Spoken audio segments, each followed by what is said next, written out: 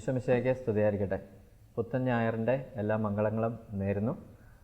പരിശുദ്ധ അമ്മയോട് ചേർന്ന് നമുക്ക് പ്രാർത്ഥിക്കാം. പരിശുദ്ധ അമ്മേ, ഒരു പുതു ഞായറിൻ്റെ എല്ലാ കൃപകളും നീ ഞങ്ങൾക്ക് വാങ്ങിച്ചു തരണമേ. നമ്മളെ സംബന്ധിച്ചിടത്തോളം, പ്രത്യേകിച്ച് നമ്മുടെ കേരള ക്രൈസ്തവ സമൂഹത്തെ സംബന്ധിച്ചിടത്തോളം പുതു ഞായർ വലിയൊരു ആഘോഷത്തിൻ്റെ ദിവസമാണ്. നമ്മുടെ തോമാ ശ്ലീഹായുടെ ഒരു ദൈവാനുഭവത്തിൻ്റെ ദിവസമൊക്കെ നമ്മൾ ആചരിക്കുന്ന ദിവസമാണ് ഈ പുത്തൻ ഞായർ. വചനം ഇങ്ങനെ പറയുന്നു, യോഹന്നാൻ 20 അതിൻ്റെ 24 മുതലുള്ള വാക്യങ്ങൾ.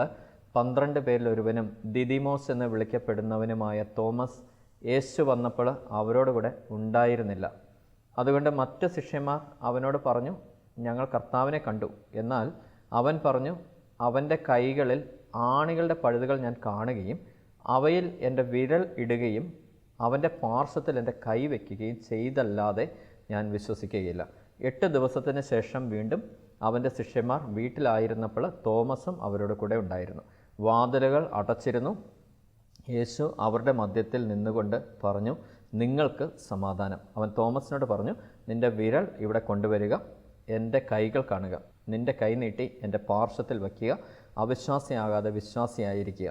തോമസ് പറഞ്ഞു, എൻ്റെ കർത്താവേ, എൻ്റെ ദൈവമേ. യേശു അവനോട് പറഞ്ഞു, നീ എന്നെ കണ്ടതുകൊണ്ട് വിശ്വസിച്ചു, കാണാതെ വിശ്വസിക്കുന്നവർ ഭാഗ്യവാന്മാർ. നമ്മൾ പലപ്പോഴും തോമസിനെയൊക്കെ കളിയാക്കാറുണ്ട്. സംശയവാദിയാണ്, വിശ്വാസമില്ലാത്തവനാണ്, അവിശ്വാസിയാണ് എന്നൊക്കെ നമ്മൾ കളിയാക്കാറുണ്ട്. പക്ഷേ കുറേ വർഷങ്ങൾക്ക് മുമ്പ് ഇതുപോലെ ഒരു പുത്തൻ ഞായറാഴ്ച ഈ വചനഭാഗം ഇങ്ങനെ ഇരുന്ന് വായിച്ചുകൊണ്ട് നമ്മൾ കർത്താവ് നൽകിയ കുറച്ച് കാര്യങ്ങൾ പങ്കുവെക്കാമെന്ന് കരുതുന്നു. കാരണം തോമസിനെ കുറിച്ച് കർത്താവ് ഒത്തിരി കാര്യങ്ങൾ ഇങ്ങനെ പറഞ്ഞു തന്നു. ചില അപ്രമാണിക ലേഖനങ്ങളിലൂടെയൊക്കെ ഗ്രന്ഥങ്ങളിലൂടെയൊക്കെ ലഭിച്ച ഒരു തോമസിൻ്റെ ക്യാരക്ടർ കർത്താവ് നന്നായിട്ടൊന്ന് പറഞ്ഞ് മനസ്സിലാക്കി തരാൻ തുടങ്ങി. ഈ തോമസ് ശ്ലീഹ നമ്മൾ ചിന്തിക്കുന്നത് പോലെ ഒരു നിസ്സാരക്കാരനല്ല. നമ്മൾ ചിന്തിക്കുന്ന പോലെ ഒരു സംശയവാദിയൊന്നുമല്ല. കാരണം ഇവിടെ പറയുന്നുണ്ട്, യേശുവിനെ കുരിശിൽ തറച്ചു കഴിഞ്ഞപ്പോൾ ഈ നേതാവിനെ പിടിക്കപ്പെട്ട് കഴിയുമ്പോൾ അണികളൊക്കെ ചിതറിക്കപ്പെടും. അങ്ങനെ ഇവരെല്ലാം ഭയന്ന് വിറച്ച് ഒരു റൂമിനകത്ത് ഇങ്ങനെ അടച്ചു പൂട്ടിയിരിക്കുകയാണ്. കാരണം ഇവരെയും പിടിച്ച് വധിക്കുമോ എന്നൊക്കെ ഒരു ഭയം. ശരിക്കും ഒരു ദുഃഖ ശനിയാഴ്ച എന്നൊക്കെ പറയുന്നത് ഒരു വല്ലാത്തൊരു ശനിയാഴ്ചയാണ്. ഒരു വല്ലാത്ത ശനിയാഴ്ച അത്. കാരണം ഒരു പ്രതീക്ഷയില്ലാത്തൊരു ശനിയാഴ്ച. ശിഷ്യന്മാരുടെ ഒരു ആംഗിളിൽ നിന്നൊന്ന് ചിന്തിച്ച് നോക്കിയേ. ഒരു പ്രതീക്ഷയില്ലാത്തൊരു ശനിയാഴ്ച, ദുഃഖ ശനിയാഴ്ച. ഇവരിങ്ങനെ വരണ്ട് പൂണ്ട് ഇരിക്കുന്ന സമയത്ത് അടുത്ത ഞായറാഴ്ചയാവുന്ന കർത്താവ് ഉയർത്തെഴുന്നേൽക്കുന്നു, ശിഷ്യന്മാർക്കൊക്കെ പ്രത്യക്ഷപ്പെടുന്നു. ആ സമയത്ത് ദിദിമോസ് എന്ന് വിളിക്കപ്പെടുന്ന തോമസ് അവരുടെ കൂടെ ഇല്ലായിരുന്നു. ഇങ്ങനെ പേടിച്ച് അരണ്ടിരുന്ന ശിഷ്യ സമൂഹത്തിൻ്റെ ഇടയ്ക്കുന്ന് ഈ തോമസ് എവിടെ പോയി?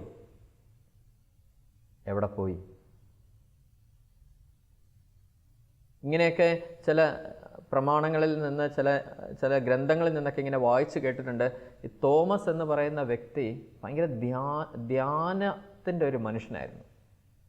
എന്ന് വെച്ചാൽ ഈ കർത്താവിൻ്റെ കൂടെ ഇങ്ങനെ നടക്കുമ്പോൾ കർത്താവ് പറയുന്ന കാര്യങ്ങൾ, കർത്താവിൻ്റെ അതിരത്തിലൂടെ കേൾക്കുന്ന കാര്യങ്ങളൊക്കെ ഇങ്ങനെ അങ്ങോട്ട് മനസ്സിലിട്ടിട്ട് ഈ മനുഷ്യൻ രാത്രി ഏതെങ്കിലും ഒരു ഗുഹയ്ക്കകത്ത്, ഏതെങ്കിലും ഒരു അള്ളിനകത്ത് ചെന്നിരുന്ന്, അല്ലെങ്കിൽ ഏതെങ്കിലും ഒരു മലയുടെ മണ്ടയ്ക്ക് കയറി ഇരുന്നിട്ട് ഈ മനുഷ്യൻ ഇങ്ങനെ ധ്യാനിക്കും. എൻ്റെ കർത്താവ് എന്താ അങ്ങനെ പറഞ്ഞത്, എന്താ അങ്ങനെ ചെയ്തത്, ആ കുഷ്ഠരോഗിയോട് എന്തിനാ അങ്ങനെ പറഞ്ഞത്, ആ കൈ വയ്യാത്ത ആളോട് അങ്ങനെ എന്തിനാ പറഞ്ഞത്, തളർവാദ രോഗിയോട് അങ്ങനെ എന്തിനാ പറഞ്ഞത്, ഇന്ന ആൾ വന്നപ്പോൾ ഇന്ന പോലെ എന്തിനാ പറഞ്ഞത്. ഇങ്ങനെ ഇരുന്ന് ഈ മനുഷ്യൻ ധ്യാനിക്കും.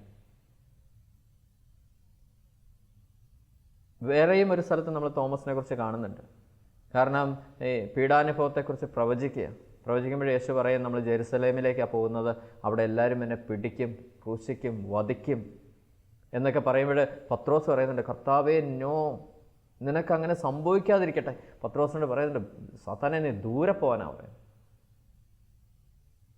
അപ്പോഴ് വേറെ ഒരുത്തൻ സൈഡിൽ നിൽപ്പുണ്ടേ, അവൻ്റെ പേര് തോമസ് എന്നാണേ. അവനിങ്ങനെ പറഞ്ഞു, നമുക്കും അവൻ്റെ കൂടെ പോയി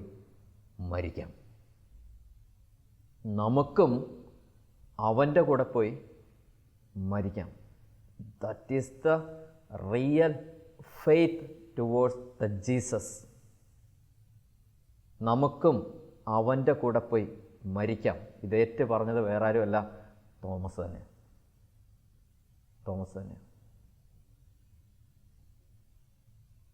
യേശു ഉയർത്തെഴുന്നേറ്റ സമയത്ത് അവിടെ കാണാതിരുന്നത് ഇതേ തോമസാണ്. കാരണം ഇങ്ങനെ ധ്യാനിക്കുന്ന വ്യക്തമായ ബോധ്യമുള്ള ഒരു തോമസിന് വ്യക്തമായിട്ടറിയാം, കർത്താവ് മരണം കൊണ്ട് തീരുന്നതല്ല, അവൻ ഉയർത്തെഴുന്നേൽക്കും. അവൻ അരുൾ ചെയ്തതുപോലെ തന്നെ 3-ാം ദിവസം അവൻ ഉയർത്തെഴുന്നേൽക്കുമെന്ന് പറഞ്ഞാൽ 3-ാം ദിവസം അവൻ ഉയർത്തെഴുന്നേറ്റിട്ടുണ്ട്. ആ വെളുപ്പാങ്കാലത്ത് അവൻ ഇറങ്ങി ആ ഉയർത്തെഴുന്നേറ്റ ഒരു കർത്താവിനെ തപ്പി നടക്കാൻ തുടങ്ങി. എൻ്റെ ഒരു കർത്താവുണ്ട്, മരണം കൊണ്ട് തീരുന്ന കർത്താവല്ല, ആ കർത്താവ് ഉയർത്തെഴുന്നേറ്റിട്ടുണ്ട്. ആ കർത്താവിനെ ഞാൻ കാണാതെ ഞാൻ വിശ്വസിക്കത്തില്ല. ശിഷ്യന്മാരൊന്ന് പറയുന്നുണ്ട്, ഞങ്ങൾ കർത്താവിനെ കണ്ടു, ഉയർത്തെഴുന്നേറ്റ കർത്താവിനെ കണ്ടു. നോ, എനിക്ക് അങ്ങനെ ഒരു കർത്താവിനെ കാണണ്ട. എൻ്റെ ഒരു കർത്താവുണ്ട്, എൻ്റെ ഒരു കർത്താവ് ഉയർത്തെഴുന്നേറ്റ കർത്താവാണ്. അവൻ്റെ കയ്യിൽ ആണിപ്പാടിൻ്റെ പാടുകളുണ്ട്, ആണി അടിച്ചിറക്കിയതിൻ്റെ പാടുകൾ അവൻ്റെ കയ്യിലുണ്ട്. അവൻ്റെ ചങ്കത്ത് കുന്തം കൊണ്ട് കുത്തിക്കയറ്റിയ ആ പാട് അവൻ്റെ ചങ്കത്തുണ്ട്. അത് കാണാതെ ഞാൻ വിശ്വസിക്കത്തില്ല. ഇതൊന്നും ഒരു അവിശ്വാസമല്ല. വിശ്വാസത്തിൻ്റെ മേഖലയിൽ നന്നായിട്ട് ഉരച്ച് അളന്നേ വിശ്വസിക്കാവുള്ളൂ. അവിടെ അതുകൊണ്ട് ഇവിടെ ഉണ്ട് ഓടരുത്. എന്ത് കാണാനാണ് ഓടുന്നത്? ഈ ഒരു കാലഘട്ടത്തിൽ എന്തെങ്കിലും കാര്യം നീ വിശ്വസിക്കുന്നില്ല, നന്നായിട്ട് വ്യക്തമായി ബോധ്യപ്പെട്ട് ഉരച്ച് അളന്നിട്ട് നീ വിശ്വസിക്കാവുള്ളൂ. ഇല്ലെങ്കിൽ നമ്മുടെയൊക്കെ വിശ്വാസം കയ്യാലപ്പുറത്തെ തേങ്ങ പോലെ ഇരിക്കും. ഇന്ന് ആരെങ്കിലും വന്ന് പറയാം ഇതാന്ന് പറഞ്ഞാൽ എല്ലാം ഇവിടെ നിൽക്കും, നാളെ എന്ന് പറയാം അതാന്ന് പറഞ്ഞാൽ എല്ലാം അങ്ങോട്ട് ചാടും. ഒരു കാഴ്ചപ്പാട് നമുക്കുണ്ടാവത്തില്ല, നിലപാടുകൾ ഉണ്ടാവത്തില്ല, ജീവിതത്തിൽ തീരുമാനങ്ങൾ ഉണ്ടാവത്തില്ല. ആരുടെയെങ്കിലും തീരുമാനത്തിൽ നമ്മളിങ്ങനെ നയിക്കപ്പെട്ടുകൊണ്ടിരിക്കും. ഇവിടേക്കാണ് ഈ തോമസ് ഇങ്ങനെ ഒരു മാതൃകയൊക്കെ തരുന്നത്. ഇന്നൊക്കെ നമുക്ക് ആ മലയാറ്റൂർ മലയൊക്കെ കയറാൻ എന്ത് ബുദ്ധിമുട്ടാണ്. 2000 വർഷം മുമ്പ് ഈ മനുഷ്യൻ എങ്ങനെ മണ്ടയ്ക്ക് കയറി അവിടെ ഇങ്ങനെ അട്ടയിരിക്കും. കർത്താവിൻ്റെ കൂടെ ഇങ്ങോട്ട് ഇരുന്ന് അട്ടയിരുന്ന് തീ പിടിക്കും. എന്നിട്ട് ആ തീയ സാധനം താഴോട്ട് വരുന്നത്. എന്നിട്ടൊരു തീ വാരി എറിഞ്ഞിട്ട് അടുത്ത മലയിലേക്ക് കയറി പോവുക. എന്നിട്ട് ഈ തോമസിൻ്റെ അടുത്തേക്ക് കർത്താവ് ചെന്നിട്ട് പറയാ, തോമസ് നീ ഇങ്ങോട്ട് വാ, അവിശ്വാസിയായിരിക്കാതെ വിശ്വാസിയായിരിക്കുക എന്നൊക്കെ പറഞ്ഞിട്ട്, എന്ന് വെച്ചാൽ തൊട്ടറിഞ്ഞ് വിശ്വസിക്കാനാണ് പറയുന്നത്. കാരണം സ്നാപയോഹന്നാനൊക്കെ ഇങ്ങനെ പറയുന്നുണ്ട്, അവൻ്റെ ചെരുപ്പിൻ്റെ വാറഴിക്കാൻ പോലും ഞാൻ യോഗ്യനല്ലെന്നാണ് പറയുന്നത്. എന്ന് വെച്ചാൽ ക്രിസ്തുവാകുന്ന ആ നിഗൂഢതയുടെ അവൻ്റെ പാദത്തിലിരിക്കുന്ന ചെരുപ്പിൻ്റെ വാറിൽ പോലും ഞാൻ എത്തിയിട്ടില്ല. അങ്ങനെ ഇരിക്കെ തോമസിന് കർത്താവ് ഒരു അവസരം കൊടുക്കുകയാണ് അവൻ്റെ പാർശ്വത്തിൽ മുറിവിൻ്റെ ഉള്ളിലേക്ക് കൈകയറ്റാൻ. എന്ന് വെച്ചാൽ ക്രിസ്തുവിൻ്റെ ആ ചങ്കിൻ്റെ ഉള്ളിലേക്ക്, നിഗൂഢതയുടെ ആ ചങ്കിൻ്റെ ഉള്ളിലേക്ക് കയറാനായിട്ട് തോമസിന് കർത്താവ് ഒരു അനുവാദം കൊടുക്കുകയാണ്. നീ കൈ കൊണ്ട് ഇവിടെ വെച്ച് കഴിയുമ്പോൾ തോമസ് ഒരു വിശ്വാസ പ്രഖ്യാപനം ചെയ്യുവാണ്, എൻ്റെ കർത്താവേ, എൻ്റെ ദൈവമേ. കാരണം തോമസ് ഒരു യാത്ര ആരംഭിച്ചിരുന്നേ. ആ യാത്ര തുടങ്ങിയത് എന്താണെന്നറിയാമോ? ദുഃഖവെള്ളിയാഴ്ചയാണേ. കർത്താവിനെ പിടിച്ച് ക്രൂശിക്കപ്പെട്ട് കഴിഞ്ഞപ്പോൾ തോമസ് ഒരു യാത്ര ആരംഭിക്കാൻ തുടങ്ങി. തോമസ് യാത്ര ആരംഭിച്ചത് ഏതോ ഒരു കർത്താവിൽ നിന്ന്, ഏതോ ഒരു ദൈവത്തിൽ നിന്ന്. ആരെയോ ഒരാളെ ക്രൂശിച്ചു. അവിടെ നിന്ന് തോമസ് ഒരു യാത്ര ആരംഭിക്കുകയാണ്. ആ യാത്ര ചെന്ന് തീരുന്നത്, അതിൻ്റെ ലാസ്റ്റ് സ്റ്റോപ്പ് എന്ന് പറയുന്നത് പുത്തഞ്ഞാറാഴ്ചയാണ്. പുത്തഞ്ഞാറാഴ്ച ആ യാത്രയ്ക്ക് ഒരു ഉത്തരം കിട്ടുകയാണ്.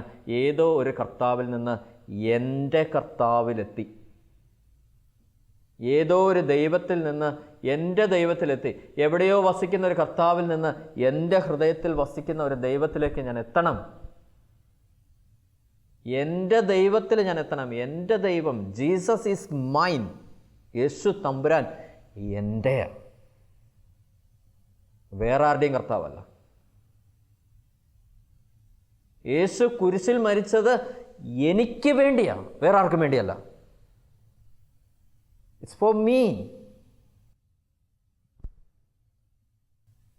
എൻ്റെ കർത്താവ്, എൻ്റെ ദൈവം കുരിശിൽ പിടഞ്ഞ് മരിച്ചത് വേറെ ആരുമല്ല, എൻ്റെ ദൈവമോ, എൻ്റെ കർത്താവ്.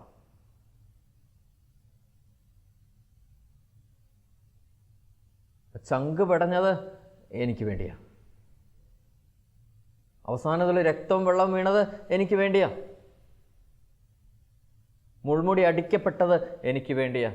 നഗ്നനാക്കപ്പെട്ടത് എനിക്ക് വേണ്ടിയാ. തുപ്പലുകൾ ഏറ്റുവാങ്ങിയത് എനിക്ക് വേണ്ടിയാണ്. ബിക്കോസ് അവൻ എൻ്റെ ദൈവം, എൻ്റെ കർത്താവ്. നമ്മളും ഒരു യാത്ര ആരംഭിക്കേണ്ടിയിരിക്കുന്നു. മഗ്ദലേന മറിയവും ഒരു യാത്ര ആരംഭിച്ചു. അവളും മനസ്സിലാക്കിയാണ്. കാരണം അവൾ വരുമ്പോൾ കല്ലറയിൽ കർത്താവിനെ കാണുന്നില്ല. അവൾ അവിടെ നിന്ന് കാവൽക്കാരോട് ഇങ്ങനെ ചോദിക്കുന്നുണ്ട്, എൻ്റെ കർത്താവിനെ എവിടെയാണ് നിങ്ങൾ കൊണ്ട് ഒളിപ്പിച്ച് വെച്ചിരിക്കണത്? നിങ്ങളൊന്ന് പറ. തോട്ടക്കാരനായിട്ട് തെറ്റിദ്ധരിക്കുന്നുണ്ട് ഒരാളെ. അയാളെ കണ്ടിട്ട് യേശുവാണ് അവിടെ നിൽക്കുന്നത്. പക്ഷേ യേശുവാണെന്ന് മനസ്സിലാവുന്നില്ല. അത് ഉദ്ധാനം ചെയ്ത കർത്താവല്ലേ, ഇതിനു മുമ്പ് കണ്ട കർത്താവല്ല അത്. അപ്പോൾ ഉദ്ധാനം ചെയ്ത കർത്താവിനെ കണ്ടിട്ട് മനസ്സിലാവാതെ അവനോട് ചോദിക്കുന്നുണ്ട്, എൻ്റെ കർത്താവിനെ എവിടെ കൊണ്ടാണ് വെച്ചേക്കുന്നത്? നീ ഒന്ന് പറ, ഞാൻ എടുത്തുകൊണ്ട് പോയിക്കോളാം. അപ്പോൾ കർത്താവ് വിളിക്കുന്നുണ്ട് മറിയം. അപ്പോൾ തിരിച്ച് വിളിക്കുന്നുണ്ട് റബോനി എന്നാണ് വിളിക്കുന്നത്. റബോനി. അതിന് മുമ്പൊക്കെ റബ്ബി എന്നാണ് വിളിച്ചുകൊണ്ടിരുന്നത്. റബ്ബി എന്ന് പറഞ്ഞാൽ ഗുരു എന്നർത്ഥം. റബോനി എന്ന് പറഞ്ഞാൽ മീനിങ് മാറുവാണ്. എൻ്റെ ഗുരു ആവുകയാണ്. ഗുരുവിൽ നിന്ന് എൻ്റെ ഗുരുവിലേക്ക് ഒരു യാത്രയാണത്. ഗുരുവിൽ നിന്ന് എൻ്റെ ഗുരുവിലേക്ക്, കർത്താവിൽ നിന്ന് എൻ്റെ കർത്താവിലേക്ക്, ദൈവത്തിൽ നിന്ന് എൻ്റെ ദൈവത്തിലേക്ക്. അങ്ങനെ എത്തിയെങ്കിൽ മാത്രമേ നമുക്ക് വ്യക്തമായ ഒരു ദൈവ അനുഭവം ഉണ്ടാവത്തുള്ളൂ. അതാണ് നമുക്ക് തോമസൊക്കെ ഇങ്ങനെ ഒരു മാതൃക കാണിച്ചു തരുന്നത്. വെറുതെ വന്ന് പാർശ്വത്തിൽ കയറ്റിവെച്ച് അവിശ്വാസി, അതൊന്നും അല്ല. ആ മനുഷ്യനൊരു തീയ. അല്ലെങ്കിൽ ആ മലയുടെ മണ്ടയ്ക്ക് നിന്ന് ഇറങ്ങി ഒരു 5 ഫാമിലിക്ക് മാമൂസ അല്ലേ കൊടുത്തിട്ട് ഇന്ന് കേരളത്തിൽ കാണുന്ന ക്രൈസ്തവ സഭയ്ക്കൊരു തീ ഇട്ടിട്ട് പക്ഷെ ഒട്ടപ്പോക്ക്. ഒന്ന് ചിന്തിച്ചേ, ആ മലയൊക്കെ ഇന്ന് അല്ല 1ാം സ്ഥലത്തൊക്കെ എത്താൻ തന്നെ എന്ത് ബുദ്ധിമുട്ടാണ്. അന്ന് ഇത്രയും കൊടും വനം, പുലി, സിംഹം, ആന, കാട്ടുമൃഗങ്ങൾ, ഇഴജന്തുക്കൾ, അണലി, മൂർഖൻ. ഒരുപക്ഷെ ഇതാ പാമ്പുകളുടെയും തേളുകളുടെയും ശത്രുവിൻ്റെ സകല ശക്തിയും ഇത് ചവിട്ടി നടക്കാൻ നിനക്ക് ഞാൻ അധികാരം തന്നിരിക്കുന്നു, ഒന്നും നിന്നെ ഉപദ്രവിക്കത്തില്ല. ഇതിൻ്റെയൊക്കെ മുകളിൽ കൂടി ചവിട്ടി ആ മനുഷ്യൻ ആ മലയുടെ മണ്ട കയറിയത്. അവിടെ ഇങ്ങനെ ഇരിപ്പ് അല്ലേ. ചാവറ പിതാവിൻ്റെയൊക്കെ ജീവിതത്തിൽ ഇങ്ങനെ വായിച്ചു കേട്ടിട്ടുണ്ട്, 6 മാസം 4 മാസം എന്നാണ് മനുഷ്യൻ നടന്നത്. 6 മാസം പ്രവർത്തിച്ച് കഴിഞ്ഞിട്ട് 6 മാസം ഏതെങ്കിലും കാട്ടിൽ ചെന്നിട്ട് കുത്തിയിരിക്കും കർത്താവിൻ്റെ അടുത്ത്. അവിടെ ചാവറ പിതാവും കർത്താവും മാത്രം, തോമസും കർത്താവും മാത്രം. അവിടുന്ന് ഇങ്ങനെ വിളിക്കും, എൻ്റെ കർത്താവേ, എൻ്റെ കർത്താവേ, എൻ്റെ കർത്താവേ, എൻ്റെ ദൈവമേ, എൻ്റെ ദൈവമേ. അതിനുശേഷം ഇറങ്ങി വരികയാണ്. ഏൽപ്പിക്കപ്പെട്ടിരിക്കുന്ന നിയോഗം ഒരു കട്ട് ആൻഡ് ഷാർപ്പായിട്ട് ഒരു ലിമിറ്റഡ് ടൈം കൊണ്ട് ചെയ്തിട്ട് അടുത്ത മലയിലേക്ക് കയറി ചെല്ലുന്നു. അവിടെ ഇരിക്കുന്നു. അങ്ങനെ നമ്മളൊരു എൻ്റെ കർത്താവിൽ എത്തിയെങ്കിൽ മാത്രമേ നമുക്ക് ഏൽപ്പിക്കപ്പെട്ടവർ എൻ്റെയാണ് എന്നൊരു ആറ്റിറ്റ്യൂഡിൽ നമുക്ക് കാണാൻ പറ്റത്തുള്ളൂ. ഫോർ എക്സാമ്പിൾ, ഒത്തിരിയേറെ ഒരു അപകടകരമായ ഒരു കാര്യമാണ് ഇങ്ങനെ ഒരു എന്താ പറയുന്നത്, ഒരു നാർസിസ്റ്റ് ചിന്താഗതി എന്നൊക്കെ പറയും. ഈ മെറ്റീരിയലിസ്റ്റായിട്ട് കാണുന്ന ഒരു പ്രവണത എന്ന് വെച്ച് കഴിഞ്ഞാൽ, നമ്മളിപ്പോൾ കല്യാണം കഴിക്കുന്ന ജീവിത പങ്കാളി ജസ്റ്റ് എ മെറ്റീരിയൽ, നമ്മുടെ ശരീരത്തിന് വേണ്ടി, നമ്മുടെ കുടുംബത്തിന് വേണ്ടി, നമ്മുടെ ജോലികളൊക്കെ ചെയ്യാൻ വേണ്ടി ഉപയോഗിക്കപ്പെടേണ്ട ഒരു മെറ്റീരിയൽ എന്ന് മാത്രം കാണുന്ന ഒരു ആറ്റിറ്റ്യൂഡ്, ഒരു ഇമോഷണൽ കൺസേണിൽ നമ്മൾ ആ വ്യക്തിയെ ഡീൽ ചെയ്യുന്നില്ല. അത് ഭയങ്കര ഒരു അപകടം പിടിച്ചൊരവസ്ഥയാണ്. വെറും മെറ്റീരിയലിസ്റ്റായിട്ട് കാണുന്ന ഒരു പ്രവണത ഏറി വരുന്നു. അതിന് കാരണം എന്താണെന്ന് വെച്ച് കഴിഞ്ഞാൽ, നമ്മൾ ഈ ഒരു ആറ്റിറ്റ്യൂഡിൽ എത്തിപ്പെടുന്നില്ല. എൻ്റെ ദൈവത്തിൽ, എൻ്റെ കർത്താവിൽ ഞാൻ എത്തിയിട്ടില്ല. അങ്ങനെ ഞാൻ എൻ്റെ കർത്താവിൽ എത്തിയെങ്കിൽ മാത്രമേ ജീവിത പങ്കാളിയെ എൻ്റെ ജീവിത പങ്കാളിയായിട്ട് മനസ്സിലാക്കാൻ പറ്റത്തുള്ളൂ. അത് എൻ്റെ പകുതി തന്നെയാണെന്ന് എനിക്ക് മനസ്സിലാക്കാൻ പറ്റത്തുള്ളൂ. കാരണം നമ്മളൊക്കെ വിവാഹം കഴിക്കുമ്പോൾ വചനം കേൾക്കുന്നില്ല, ഇനി നിങ്ങൾ 2 അല്ല 1 അപ്പോൾ എൻ്റെ പകുതി തന്നെ എൻ്റെ അപ്പുറത്ത് നിൽക്കുന്ന ആൾ. അപ്പോൾ അയാൾക്കൊരു കുറവുണ്ടെങ്കിൽ അത് എൻ്റെ കുറവാണെന്ന് എനിക്ക് മനസ്സിലാക്കണമെങ്കിൽ ഞാൻ ഏത് കർത്താവിൽ നിന്ന് എൻ്റെ കർത്താവിലേക്ക് ഞാൻ എത്തണം. അങ്ങനെ എത്തിയവർക്ക് മാത്രമേ അത് എൻ്റെ ജീവിത പങ്കാളിയാണ്, അയാളുടെ കുറവ് എൻ്റെ കുറവാണെന്ന് ഞാൻ പരിഹാരം ചെയ്യാൻ തുടങ്ങത്തുള്ളൂ. ഇനി നമുക്ക് ജനിക്കുന്ന കുഞ്ഞുങ്ങളെ എൻ്റെ കുഞ്ഞുങ്ങളെന്ന് പറഞ്ഞ് ഞാൻ ഹാൻഡിൽ ചെയ്യണമെങ്കിൽ ഞാൻ ഈ എൻ്റെ കർത്താവിലെത്തണം. എത്താത്തവർക്ക് അത് പറ്റത്തില്ല. അതിന് ഉത്തമ ഉദാഹരണമാണ് യേശയ്യാ പ്രവാചകൻ്റെ ജീവിതത്തിലൊക്കെ നമ്മൾ കാണുന്നുണ്ട്. യെശയ്യാ പ്രവാചകൻ 6-ാം അധ്യായം തുടങ്ങുന്നത് ഇങ്ങനെയാണ്: ഊസിയ രാജാവ് മരിച്ച വർഷം കർത്താവ് ഉന്നതനായ ഒരു സിംഹാസനത്തിൽ ഉപവിഷ്ടനായിരിക്കുന്നത് ഞാൻ കണ്ടു. അവിടുത്തെ വസ്ത്രാഞ്ചലം ദേവാലയം മുഴുവൻ നിറഞ്ഞു നിന്നിരുന്നു. അവിടുന്ന് ചുറ്റും സെറാബുകൾ നിന്നിരുന്നു. അവയ്ക്ക് 6 ചിറകുകൾ ഉണ്ടായിരുന്നു. 2 പറക്കാൻ, 2 കൊണ്ട് മുഖം മറച്ചിരുന്നു. 2 ചിറകുകൾ പറക്കാൻ, 2 കൊണ്ട് പാദങ്ങൾ അവ മറച്ചിരുന്നു. അവ പരസ്പരം ഉദ്ഘോഷിച്ചു കൊണ്ടിരുന്നു: പരിശുദ്ധൻ, പരിശുദ്ധൻ, സൈന്യങ്ങളുടെ കർത്താവ് പരിശുദ്ധൻ. ഭൂമി മുഴുവൻ അവിടുത്തെ മഹത്വം നിറഞ്ഞിരിക്കുന്നു. അവിടുത്തെ ശബ്ദഘോഷത്താൽ ഭൂമുഖത്തിൻ്റെ അടിസ്ഥാനം ഇളകുകയും ദേവാലയം ധൂമപൂരിതമാവുകയും ചെയ്തു. അതിനു മുമ്പ് നമ്മൾ കാണുന്നുണ്ട് ഈ യെശയ്യാ പ്രവാചകൻ്റെ ഒരു ആറ്റിറ്റ്യൂഡിനെ കുറിച്ച് വ്യക്തമായിട്ട് അതിൻ്റെ പുറകിലത്തെ അധ്യായത്തെ നമുക്ക് കാണാൻ പറ്റും. 5-ാം അധ്യായം 8 മുതലുള്ള വാക്യങ്ങളൊക്കെ ഇങ്ങനെ പറയുന്നുണ്ട്: മറ്റാർക്കും വസിക്കാൻ ഇടം കൊടുക്കാതെ വീടോട് വീട് ചേർത്ത് വയലിനോട് വയൽ ചേർത്ത് മധ്യത്തിൽ വസിക്കുന്നവന് ദുരിതം. കുറേ കുറ്റപ്പെടുത്തലുകൾ പറയുക. ഇവർക്ക് ദുരിതമാണ്. നുണയുടെ കയറുകൊണ്ട് അകൃത്യത്തെ വലിച്ചിഴയ്ക്കുന്നവന് ദുരിതം. പാപത്തെ കയറ് കെട്ടി വലിക്കുന്നവന് ദുരിതം. നന്മയെ തിന്മയെന്ന് വിളിക്കുന്നവന് ദുരിതം. തിന്മയെ നന്മയെന്ന് വിളിക്കുന്നവന് ദുരിതം. ഇങ്ങനെ കുറേ കുറ്റങ്ങൾ. കൈക്കൂലി വാങ്ങുന്നവന് ദുരിതം. ഇനി മദ്യപിക്കാൻ വേണ്ടി രാവിലെ എണീക്കുന്നവന് ദുരിതം. വിവിധ തരം മദ്യം കൂട്ടി കലർത്തുന്നവന് ദുരിതം എന്നൊക്കെ പറഞ്ഞിട്ട് മറ്റുള്ളവരെ ഇങ്ങനെ അങ്ങോട്ട് കുറ്റം വിധിച്ചുകൊണ്ടിരിക്കുക. നമ്മുടെ സ്വഭാവം ഇത് തന്നെയാണ്. നമ്മൾ പറയും ജീവിത പങ്കാളിക്കാണ് പ്രശ്നം, ഈ വീട്ടിലെ സകല പ്രശ്നത്തിന് കാരണം ജീവിത പങ്കാളിയാണ്, ഈ വീട്ടിലെ പ്രശ്നത്തിന് കാരണം മക്കളാണ്, ഇവിടുത്തെ പ്രശ്നത്തിന് കാരണം മാതാപിതാക്കളാണ്, ഇവിടുത്തെ പ്രശ്നത്തിന് കാരണം സഹോദരങ്ങളാണ്, അയൽവാസിയാണ്, അയൽ സംസ്ഥാനമാണ്, ഇവിടെയാണ്, അപ്പുറത്തവരാണ് എന്നും പറഞ്ഞ് നമ്മൾ അങ്ങനെ കുറ്റം വിധിച്ചുകൊണ്ടിരിക്കുക. ആ ഒരു സാഹചര്യത്തിലാണ് യെശയ്യാ ഇങ്ങനൊരു ദർശനം കാണുന്നത്. ഇങ്ങനൊരു ദർശനം കാണണമെങ്കിൽ ഉള്ളിലെ ഒരു ദൈവത്തെ നമ്മൾ തിരിച്ചറിയാണ്. ആ ഒരു തോമസ് നടത്തിയ ഒരു യാത്ര അവിടെ യെശയ്യായും നടത്തിയിട്ടുണ്ടാവണം. എൻ്റെ കർത്താവിൽ, എൻ്റെ ദൈവത്തിൽ എത്തണം. അങ്ങനെ ഉണ്ടെങ്കിലേ ആ ദൈവത്തിൻ്റെ സത്തയെ നമുക്ക് യഥാർത്ഥത്തിൽ തിരിച്ചറിയാൻ പറ്റത്തുള്ളൂ. ആ ഒരു ദർശനമാണ് അവിടെ യെശയ്യാ കണ്ടത്. അതിനുശേഷം യെശയ്യാ ഇങ്ങനെ നിലവിളിച്ച്, യഥാർത്ഥത്തിൽ അതൊരു കുമ്പസാരം, റിയൽ കൺഫഷൻ എന്നൊക്കെ പറയാം, നിലവിളിച്ച് പറയുന്നൊരു കാര്യമുണ്ട്: ഞാൻ പറഞ്ഞു, എനിക്ക് ദുരിതം, ഞാൻ നശിച്ചു. എന്തെന്നാൽ ഞാൻ അശുദ്ധമായ അധരങ്ങളുള്ളവനാണ്, അശുദ്ധമായ അധരങ്ങളുള്ളവരുടെ മധ്യയെ വസിക്കുന്നവനാണ്. അവർക്കല്ല പ്രശ്നം. ആ വീടോട് വീട് കെട്ടി വസിക്കുന്നവർക്കല്ല പ്രശ്നം. മദ്യപിക്കുന്നവർക്കല്ല പ്രശ്നം. ഇനി ജീവിത പങ്കാളിക്കല്ല പ്രശ്നം, മക്കൾക്കല്ല പ്രശ്നം, മാതാപിതാക്കൾക്കല്ല, സഹോദരങ്ങൾക്കല്ല, അയൽവാസിക്കല്ല പ്രശ്നം. എനിക്കാ പ്രശ്നം. ഞാൻ നശിച്ചു. എന്തെന്നാൽ ഞാൻ അശുദ്ധമായ അധരങ്ങളുള്ളവനാണ്. ആ ഒരു ആറ്റിറ്റ്യൂഡിലേക്ക് നമ്മൾ എത്തണമെങ്കിൽ ഈ ഒരു കർത്താവിനെ നമ്മൾ തിരിച്ചറിഞ്ഞേ പറ്റത്തുള്ളൂ. ഈ ഒരു പുത്തൻ ഞായർ അനുഭവം നമുക്ക് ഉണ്ടായേ പറ്റത്തുള്ളൂ. അങ്ങനെയെങ്കിൽ മാത്രമേ അത് കഴിഞ്ഞിട്ടുള്ള ഒരു പരിശുദ്ധ കുർബാന സ്വീകരണം, എന്തെന്നാൽ ഞാൻ സൈന്യങ്ങളുടെ കർത്താവിനെ, രാജാവിനെ ഞാൻ ദർശിച്ചിരിക്കുന്നു. സെറാബുകളിൽ ഒന്ന് ബലിപീഠത്തിൽ നിന്ന് കൊടിൽ കൊണ്ടെടുത്ത തീക്കനലുമായി എൻ്റെ അടുത്തേക്ക് വന്നു. അത് പരിശുദ്ധ കുർബാനയാണ്. ബലിപീഠത്തിൽ നിന്നെടുക്കുന്ന തീക്കട്ടം. മലങ്കര റീതിയിലെ കുർബാന ക്രമത്തിലൊക്കെ ഞാനിങ്ങനെ കേട്ടിട്ടുണ്ട്: ജീവിക്കുന്ന ദൈവത്തിൻ്റെ തീക്കട്ട എന്നും പറഞ്ഞിട്ടാണ് പരിശുദ്ധ കുർബാന നമ്മുടെ നാവിലൊക്കെ വെച്ച് തരുന്നത്. അത് ദൈവത്തിൻ്റെ തീക്കട്ടയാണ്. ആ തീ കനലുമായി വന്നു. അതെൻ്റെ ആദരങ്ങളെ സ്പർശിച്ചിട്ട് പറഞ്ഞു: ഇത് നിൻ്റെ ആദരങ്ങളെ സ്പർശിച്ചിരിക്കുന്നു, നിൻ്റെ മാലിന്യം നീക്കപ്പെട്ടു, നിൻ്റെ പാപം ക്ഷമിക്കപ്പെട്ടു. ആ ഒരു ആറ്റിറ്റ്യൂഡിൽ വന്നെങ്കിൽ മാത്രമേ ഒരു പാപത്തിൻ്റെ ഒരു റിയൽ മോചനവും ഒരു മാറ്റപ്പെടലൊക്കെ നമുക്ക് ഉണ്ടാകത്തുള്ളൂ. ജീവിതത്തിന് മാറ്റം വരാൻ തുടങ്ങത്തുള്ളൂ.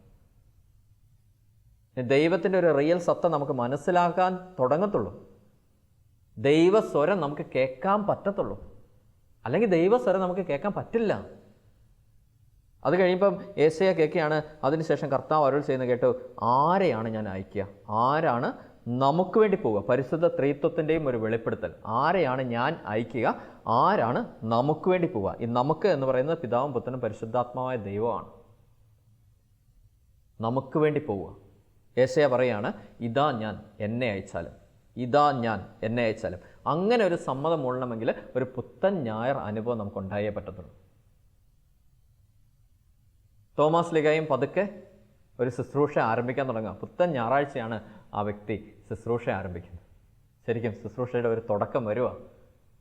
അതിനുശേഷം പതുക്കെ പതുക്കെ പതുക്കെ അതിൻ്റെ ചുവടുവെപ്പുകൾ വരുവാണ്. കർത്താവ് ഉയർത്തെഴുന്നേറ്റ കർത്താവ് ഒത്തിരി അനുഭവങ്ങൾ അവർക്ക് കൊടുക്കാൻ തുടങ്ങുന്നു. പരിശുദ്ധ അമ്മയോടുകൂടി പ്രാർത്ഥിക്കാനായിട്ട് പഠിപ്പിക്കുന്നു. ആത്മാവിൻ്റെ ശക്തിയെക്കുറിച്ചുള്ള തിരിച്ചറിവിലേക്ക് പെന്തക്കോസ്ത വരെ കാത്തിരിപ്പിക്കുന്നു. അതിനുശേഷം അല്ലേ മറ്റേ സ്കെയിലും ഉളിയും ചുറ്റികയും കക്ഷത്ത് വെച്ചുകൊണ്ട് ആ മനുഷ്യൻ കപ്പൽ കയറി ഈ കൊടുങ്ങല്ലൂർ വന്നിറങ്ങി. ഒന്ന് ചിന്തിച്ച് നോക്കിയേ. എവിടെ ജനിച്ച ഒരു വ്യക്തിയെ കർത്താവ് അഭിഷേകം ചെയ്ത് എങ്ങോട്ട് അയച്ചേക്കുന്നു? എന്നിട്ട് ഒറ്റ പോക്കാണ്. 7.5 പള്ളി അല്ലേ, 7.5 പള്ളിയൊക്കെ സ്ഥാപിച്ച് നേരെ മയിലാറ്റൂർ ചെന്ന് വധിക്കപ്പെടുന്നു. എന്തൊരു സംഭവമാണ്! ഇന്നത്തെ ഭാരത സഭയ്ക്ക് ഒരു തീയിട്ടിട്ട് ആ മനുഷ്യനങ്ങ് പോയി.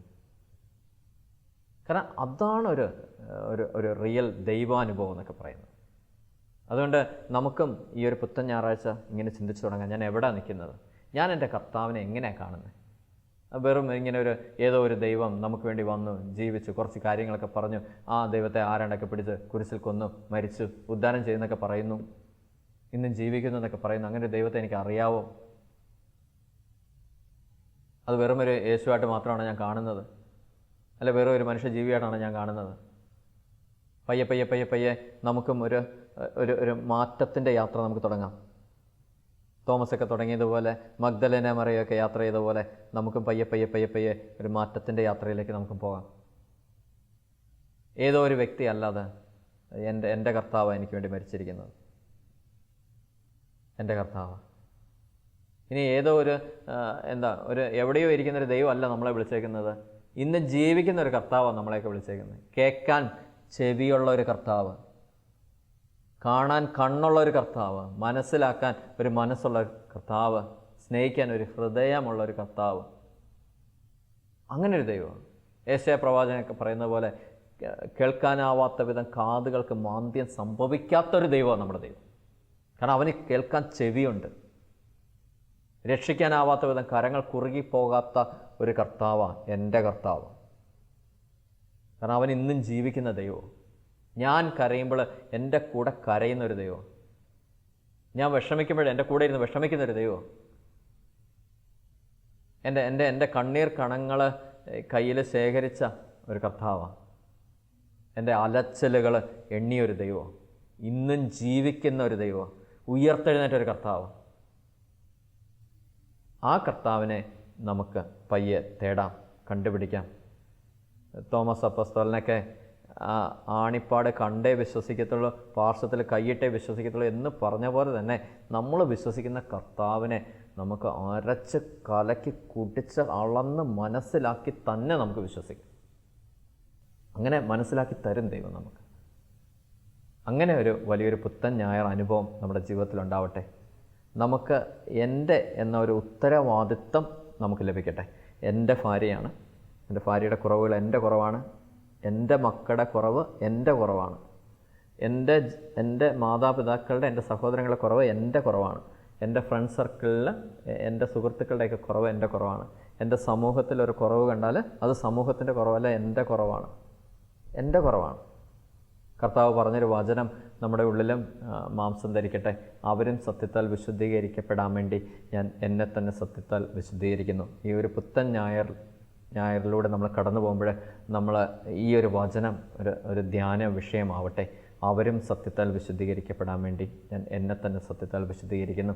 അതിന് എൻ്റെ കർത്താവെ ഞാൻ നിന്നിലെത്തിയേ പറ്റത്തുള്ളൂ. എൻ്റെ കർത്താവിൽ, എൻ്റെ ദൈവത്തിൽ ഞാൻ എത്തിയേ പറ്റത്തുള്ളൂ. അതിനുള്ളൊരു കൃപ നീ എനിക്ക് തരണേ.